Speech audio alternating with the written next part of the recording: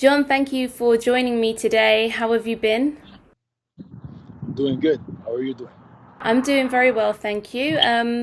You've been away for about a year. I know you suffered some injuries after your last fight. Can you talk a little bit about the injuries that you sustained and the recovery process? You know, what you've been doing this past year? Yeah, so basically, my last training camp in last year, March, I got injured in training and I fought through it, tore ACL, meniscus, and MCL. So I had to do a reconstruction ACL surgery. So I've been taking care of my body, and it's a part of this comes with the game. I've been doing this since 6 years old, 10 years professional, 10 years in the UFC.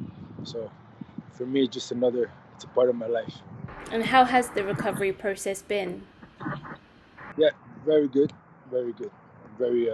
It's not my first surgery. It's not my first injury, so I'm used to getting hurt. And you last fought last March against Francisco Trinaldo in Brazil, and that Yeah, was the last event. I mean, well, actually, it was the first event that we saw that was affected by COVID-19. Um, what was it like, kind of hearing the developments of this pandemic while you were out there in Brazil? yeah. I mean, yeah, for sure. Especially me being an immigrant, my home. I come from Canada, so it's kind of it's always a scary feeling in the sense of the UFC and all over the world, people are closing down, shutting down, and the UFC kept telling us, we might fight, might not fight.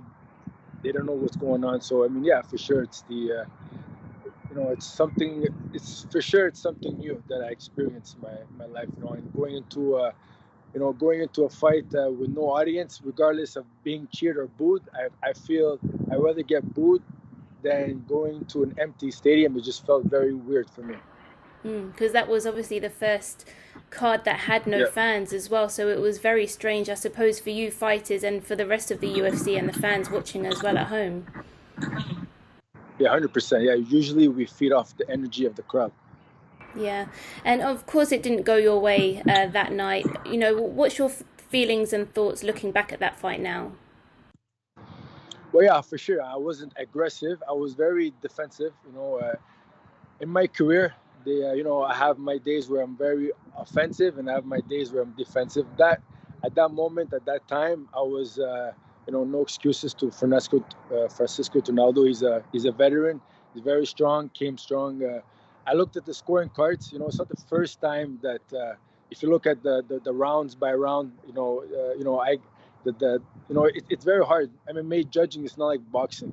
Boxing, a boxer can not throw a punch and win a round, whereas in MMA the judges look at who's more aggressive.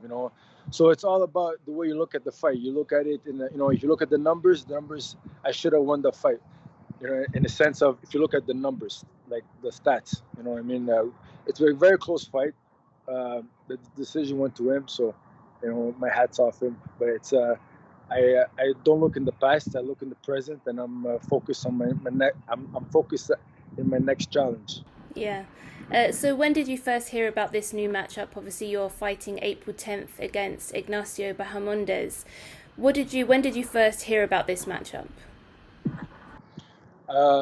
Right when I was getting ready, I spoke to my manager and I told him to tell the UFC that my rehabilitation was a success, and the doctor gave me the green lights to get back into fighting. So once I announced my comeback, the UFC right away offered me a fight.